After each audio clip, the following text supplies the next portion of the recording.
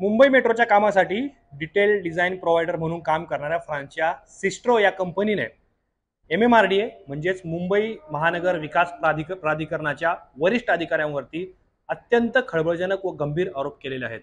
आर्थिक लाभ मिळवून घेण्यासाठी वरिष्ठ अधिकाऱ्यांनी आमच्या कंपनीवरती आणि कंपनीच्या अधिकाऱ्यांवरती दबाव आणल्याची तक्रार सिस्ट्रो या कंपनीने फ्रेंचच्या दूतावासाकडे केलेली आहे, एम्बेसीकडे केली आहे जी भारतामध्ये आहे, आणि निवासी अधिकाऱ्यांकडे सुद्धा आयुक्तांकडे सुद्धा या कंपनीने तक्रार केलेली आहे। त्यामुळे महाराष्ट्र सरकारसाठी हा मोठा धक्का मानला जातोय।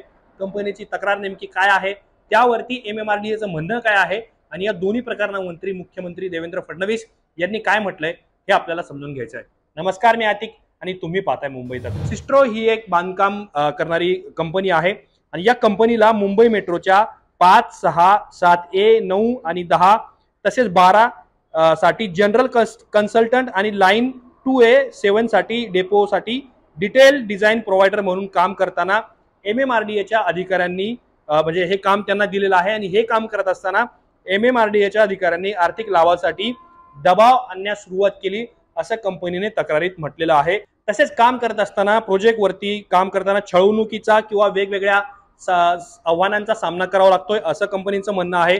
त्याचबरोबर जानेवारी 2024 पासून आमची सर्व पेमेंट्स ही रद्द करण्यात आलंय असं सुद्धा कंपनीने तक्रारीत म्हटलेलं आहे। आणि त्याचबरोबर काही उच्चपद अधिकारी हे आम्हाला पैसे मागतायत, लाच मागतायत आणि 2023 म्हणजे ऑगस्ट 2023 मध्ये MMRDAच्या अधिकाऱ्यांच्या बदल्या करण्यात आलेल्या होत्या। अर्थातच MMRDAचं नेतृत्व हे बदल करण्यात आलेलं होतं आणि तेव्हापासून आम्हाला अनेक अडचणींचा सामना करावा लागतोय असं सिस्ट्रा कंपनीने तक्रारीमध्ये म्हटलेलं आहे। आणि केवळ तक्रारच केलेली नाहीये, तर सिस्ट्रा कंपनी ही आता हायकोर्टामध्ये सुद्धा गेलेली आहे। हायकोर्टामध्ये सुद्धा कंपनीने त्यांची बाजू जी आहे किंवा त्यांची जी तक्रार ती मांडलेली आहे। आम्हाला दबावात काम करायचं नाहीये, शांतता, सहकार्य आणि परस्पर फायद्यांसाठी MMRDA सोबत काम करण्याची आमची इच्छा आहे। महानगर आयुक्तांच्या नावाने मागण्यात आलेल्या अनेक मागण्या होत्या, त्यावर आमची कंपनी कुठलंही काम करू शकणार नाही किंवा त्या मागण्या पूर्ण करू शकणार नाही असं सिस्ट्रो कंपनीने तक्रारीमध्ये म्हटलेलं आहे। अत्यंत गंभीर आरोप आहे। MMRDA ही संस्था महाराष्ट्र सरकारच्या अखत्यारीत येते, नगर विकास खात्याच्या अखत्यारीत येते, म्हणूनच त्यावेळेला सरकारमध्ये अशा कोणत्या गोष्टी घडलेल्या होत्या, खरंच अधिकाऱ्यांनी दबाव आणलेला होता का आर्थिक लाभांसाठी, हा या निमित्ताने प्रश्न उभा राहतोय। पण ज्या पद्धतीने कंपनीने दूतावासाकडे तक्रार केली आणि दूतावासाने सुद्धा अप्रोच करायला सुरुवात केली आहे, त्याच वेळेला दुसरीकडे MMRDAने सुद्धा सिस्ट्रो या कंपनीच्या तक्रारीवरती स्पष्टीकरण दिलेलं आहे। MMRDAचं म्हणणं काय आहे की या प्रकरणावर संबंधित विभागाकडून अहवाल मागवण्यात आलाय। तो अहवाल आम्ही सरकारला सुद्धा सादर केलाय।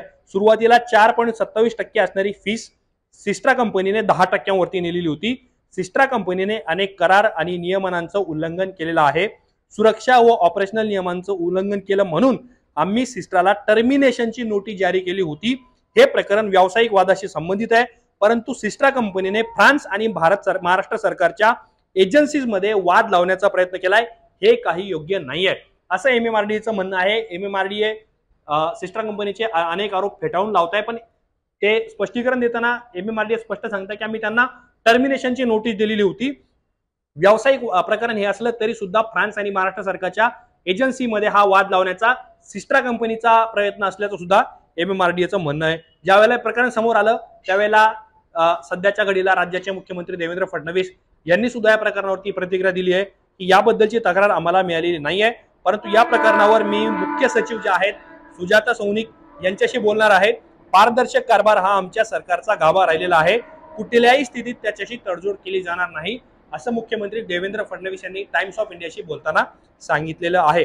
तर ज्या पद्धतीने सिस्ट्रो कंपनीने आरोप केले, तक्रार केली आणि त्यानंतर त्यांनी मुंबई हायकोर्टामध्ये सुद्धा धाव घेतली होती, कारण MMRDAने त्यांना त्यांच्या वर्क टर्मिनेशनची जी नोटीस दिलेली होती ती नोटीस अवैध आहे असं त्या कंपनीचं म्हणणं होतं फ्रान्सच्या।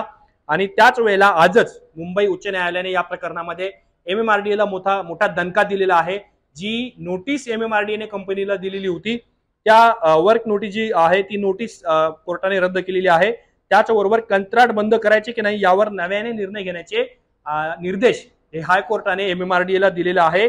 कंपनीचं म्हणणं एकूण तर्कसंगत आदेश देण्याच्या सूचना सुद्धा हायकोर्टाने कंपनीला केलेल्या आहे। अर्थातच आता हा प्रश्न इथे उपस्थित होतो की हे प्रकरण घडलेलं आहे त्यावेळेस राज्यामध्ये एकनाथ शिंदे हे राज्याचे मुख्यमंत्री होते. मुंबई मेट्रोचं काम सुद्धा मोठ्या प्रमाणात मुंबईमध्ये सुरू आहे. अनेक लेन्स त्यामध्ये सुरू करण्यात आलेले आहे. मग अशा वेळेला कुठल्या अधिकाऱ्यांनी पैशांसाठी परदेशी कंपनी जी काम करते मुंबईमध्ये त्यांच्यावरती दबाव आणला, कंपनी आरोप करते, त्या आरोपामध्ये काही तथ्य आहे का? आणि ज्या पद्धतीने वर्क टर्मिनेशन नोटीस MMRDA कडून त्या कंपनीला देण्यात आली, हे प्रकरण नेमकं काय आहे आणि या प्रकरणामध्ये तुम्हाला काय वाटतं की कुणाचे आरोप खरे आहेत? MMRDAच्या स्पष्टीकरणावर तुम्हाला विश्वास बसतो का? ज्या पद्धतीने आज हायकोर्टाने MMRDAला दणका दिला, हे प्रकरण नेमकं कुठे जाणार आणि यामध्ये राजकीय काही अँगल्स आहेत का? यावर तुमचं काय मत आहे हे कमेंट बॉक्समध्ये आम्हाला नक्की कळवा. असेच माहितीपूर्ण व्हिडिओ पाहण्यासाठी मुंबई तकच्या YouTube चॅनलला सबस्क्राईब करायला विसरू नका.